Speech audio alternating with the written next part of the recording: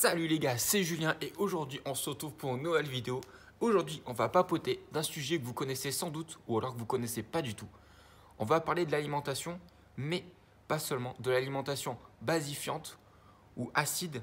Donc pour ceux qui ne le savent pas, quand on dit avoir une alimentation équilibrée, c'est pas uniquement pour avoir des abdominaux, pour être dessiné, c'est aussi pour le corps. Parce qu'il y a un truc que les gens ne savent pas, c'est que le sang, il dispose d'un pH. Ce pH va être soit trop élevé, soit trop bas, soit le mieux neutre. C'est comme la piscine. Vous mettez trop de chlore, la piscine va être envahie de chlore. Vous mettez pas assez de chlore, la piscine va devenir verte. Donc là, avec le sang, c'est exactement pareil. Et ça a des influences sur vos performances, sur vos blessures, sur la récupération et aussi sur votre ossature, sur les maladies. Enfin, ça a plein d'influences au niveau long terme sur votre vie. Donc, pour ceux qui ne le savent pas, il y a des aliments qui sont acidifiants, ce qu'on appelle. Donc, dans les aliments acidifiants, vous allez retrouver les sucres. Donc, tout ce qui va être sucre, les gâteaux, le sucre pur raffiné. Vous avez également le pain. Privilégiez le pain complet parce que du coup, on est plus bas en sucre, en IG. Vous avez les protéines, donc la viande, les œufs, le poisson. Protéines en poudre, c'est acidifiant aussi. Et on va retrouver le fromage également, qui est un acidifiant. Donc tout ce qui est laitage va être acidifiant. Et vous allez avoir après les aliments qui vont être ce qu'on appelle basifiants.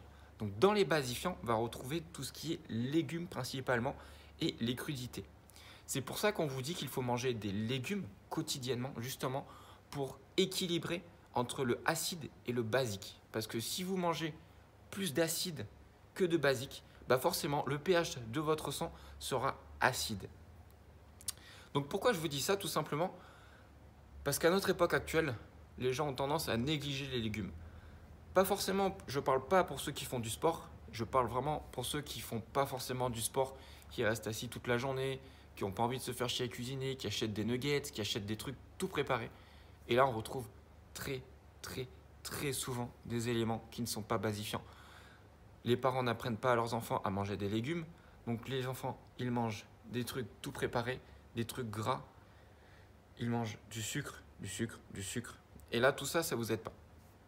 Donc, si je vous dis ça, c'est simplement parce qu'en fait, vous avez tendance à vous blesser. Réfléchissez pas, mangez du basifiant. Parce qu'en fait, les tendinites, par exemple, viennent à partir du moment s'enflammer et l'inflammation augmente si le sang est acide. Donc, plus vous allez manger de sucre, plus les tendinites vont être fortes. Donc, si vous voulez éviter les tendinites, mangez vachement de basifiant. Manger équilibré, ça veut dire manger du acide plus du basifiant. Donc ça veut dire que tous les jours, vous devez manger, par exemple, si vous mangez à midi de la protéine, avec cette protéine, vous devez manger des légumes.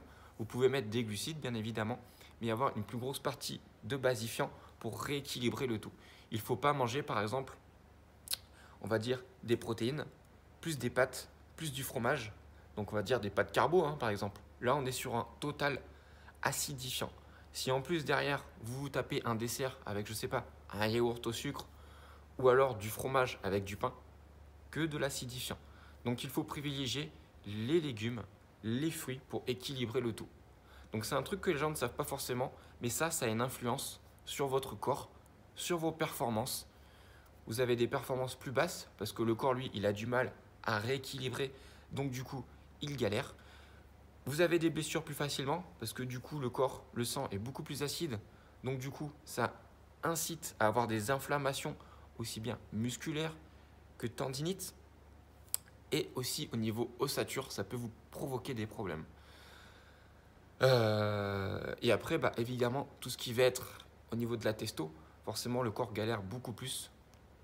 Donc après, si vous voulez évidemment éviter de vous blesser connement, essayez de manger simplement équilibré. Je ne vous dis pas de bouffer que des légumes. C'est juste qu'il faut manger équilibré. Et ça, c'est pas uniquement pour avoir des abdominaux. Ce que les gens ne savent pas, c'est que les gens, ils se disent « Oh, manger équilibré, c'est pour avoir des abdominaux quand on fait du sport et tout. » Pas du tout. C'est aussi pour votre santé, pour préserver le foie, les reins, parce que eux aussi, dans votre corps, ils travaillent. Et plus ils travaillent, plus ils filtrent, plus vous les fatiguez. Et plus ils sont fatigués, plus ça réduit la durée de vie. Et forcément, vous, derrière, vous allez vieillir moins bien, choper des maladies. Parce que l'estomac, le foie ou les reins va être fatigué tout simplement. Donc c'est une petite vidéo, on va dire, instructive. Je vous mettrai plus en détail, vous retrouverez un PDF dans la description qui vous explique tout en détail avec le pH du sang. Ça vous parle des aliments basifiants, des aliments acides.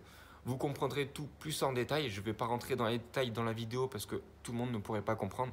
C'est juste pour que les gens puissent comprendre pourquoi manger équilibré c'est important et c'est pas uniquement pour ceux qui font du sport.